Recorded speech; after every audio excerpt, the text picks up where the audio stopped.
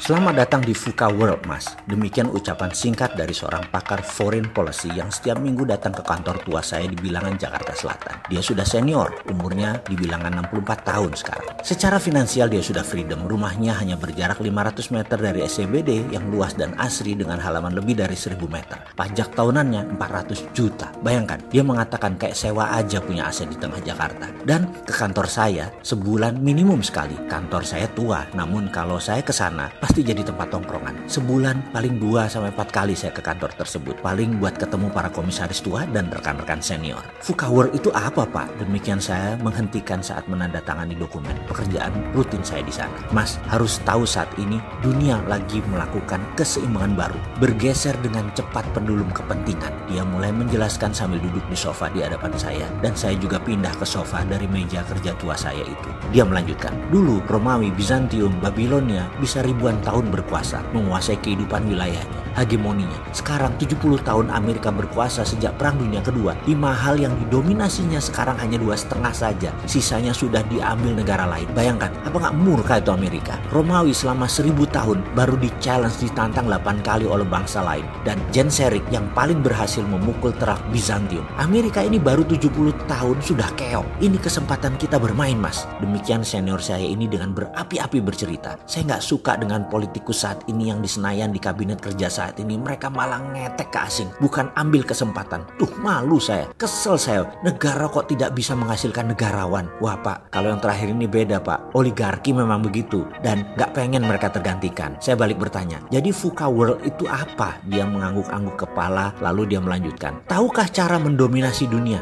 Dia bertanya. Tahu banget, saya jawab. Dari colonialization 1.0 sampai yang terakhir colonialization 5.0 ya hafal luar kepala. Kolonialisasi 5.0 ala Cina sekarang, okupansi Indonesia kan, kata saya menjelaskan. Dia mengangguk dan berkata, tapi sayang ya, gak ada yang sadar elit negara ini dan politikusnya. Iya, Indonesia adalah extended quasi teritori kan. Sudah kita teriak lama dan sudah tahu kita langkah Cina. Ya begitulah kalau pejabat tidak mengerti bahwa tidak ada freelance, minta foreign investment masuk dari Cina. Ya protokol colonialization 5.0-nya langsung dijalankan, dikasih karpet merah pula, kata dia. Gara-gara kelemahan seperti gini, negara kesatuan tuh bisa bubrah nantinya. Ya awalnya karena tidak paham pergeseran interest negara besar. Kedua, intelijen negara tidak terlalu membaca hal ini. Elit tidak paham, arahnya menakutkan, disintegritas dan ekonomi nukik ke bawah. Oke, saya minta kembali menjelaskan VUCA itu apa sih, Bos? Begini melihat VUCA, kalimatnya mulai terarah. Dunia saat ini mengalami aging society. Penduduk yang berusia tua itu semakin banyak, betul? Saya mengangguk. Masuk ke dunia artificial intelligence, robotik, blockchain, dan bioteknologi.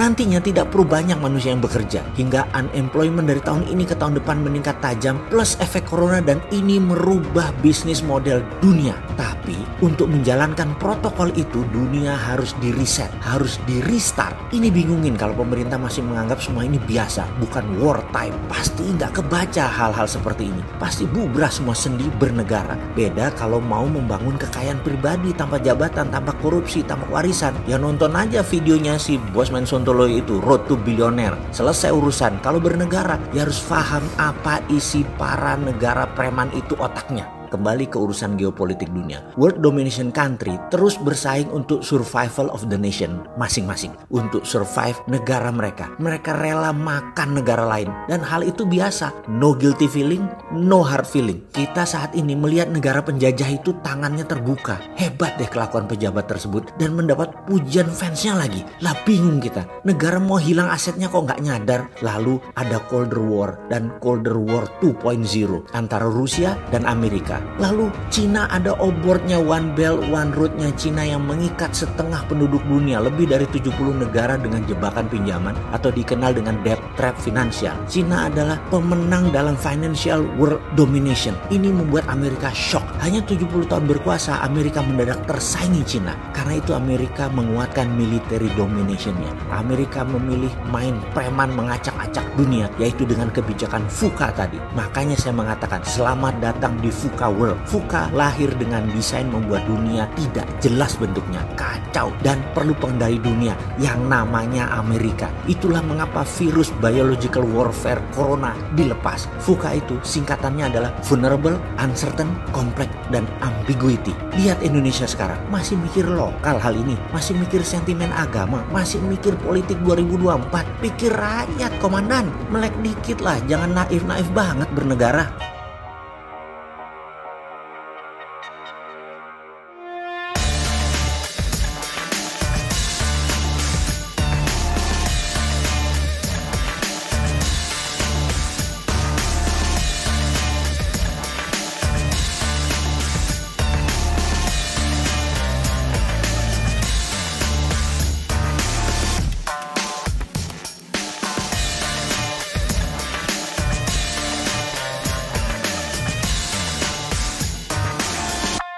This is your